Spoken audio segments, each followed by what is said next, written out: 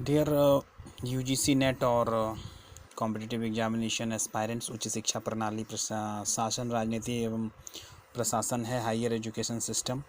Higher education system में उच्च शिक्षा का विकास, डेवलपमेंट ऑफ हायर एजुकेशन देखिए किसी भी समाज के लिए उच्च स्तरीय प्रगति वस्तुतः विश्वविद्यालयों में दी जाने वाली उच्च शिक्षा पर निर्भर करती है। अतः प्राचीन काल से ही भारतवर्ष में उच्च शिक्षा पर विशेष ध्यान दिया गया है। इसके सीक्वेंशियल डेवलपमेंट का अवलोकन अब हम करते हैं। जैसे sequence of higher education development, प्राचीन भारत में उच्च शिक्षा गुरुकुल एवं आश्रम द्वारा दी जाती थी। बौद्ध काल में उच्च शिक्षा के लिए कुछ विश्वविद्यालय केंद्र के रूप में थे। मुस्लिम काल में मदरसे थे। आधुनिक काल में उच्च शिक्षा के विकास को दो भागों में डिवाइड किया जा सकता है। जो कॉलोनियलिज्म के टाइम, ब्रिटिश काल के समय 1757 से स्टार्टिंग हो रहा है 1857 तक, जिसको बोलते हैं एज ऑफ यूनिवर्सिटीज़, जिसमें आगरा, बनारस और कलकत्ता कॉलेज को बनाया गया, जो 1757 से 1857 के विद्रोह तक था, जो समय है 100 वर्ष। 3 चिकित्सा महाविद्यालयों का प्रपोजल था, 23 जनरल और जनरल कॉलेजेस एंड यूनिवर्सिटीज़ थी। एंड इनिशियल यूनिवर्सिटीज़ का युग जो है वो है 1857 से 1800 जो सन 1757 से 1857 से 1816 तक जो है, जो यहाँ टाइमिंग जो है वो सही नहीं बता रहा है। 1854 के वुड घोषणा पत्र को लेकर हम डिस्कस करेंगे, जिसके बाद हम लोग यहाँ 1900 के टाइमिंग में आ जाएंगे, यानी 1916 तक की बात होनी चाहिए। अरिहंत का प्रकाशन है। तो 1854 के वुड घोषणा पत्र पर बहुत सारी बातें थी। कलकत्ता, मद्रास और बम्बई यूनिवर्सिटी को ओपनिंग करने के बारे में कहा गया था, जो वुड डिस्पैच के नाम से भी जाना जाता है। 1854।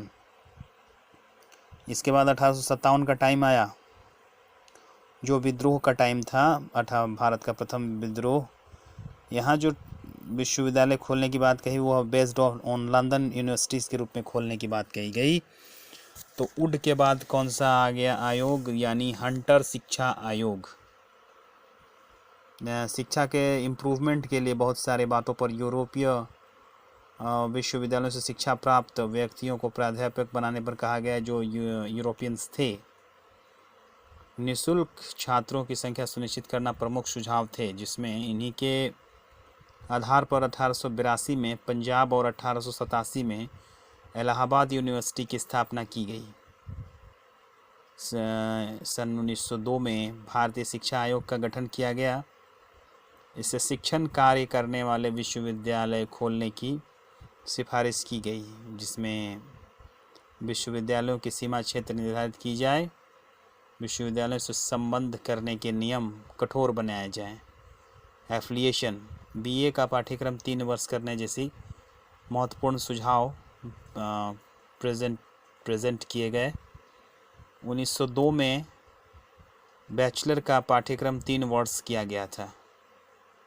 उसके बाद 1904 में लॉर्ड कर्जन के बारे में बताया गया है, जो विश्वविद्यालय अधिनियम बनाया गया। सन 1913 में एजुकेशन पॉलिसी पर गवर्नमेंट प्रपोजल रखा गया, जिसमें कहा गया प्रांत में, प्रोविंस में कम से कम 1 यूनिवर्सिटीज़ खोले जाएं और विश्वविद्यालयों की स्थापना की जाए, एजुकेशनल विश्वविद्यालयों की, जिसमें विश्वविद्यालयों की प्रादेशिक सीमा सुनिश्चित करने की सिफारिश की गई।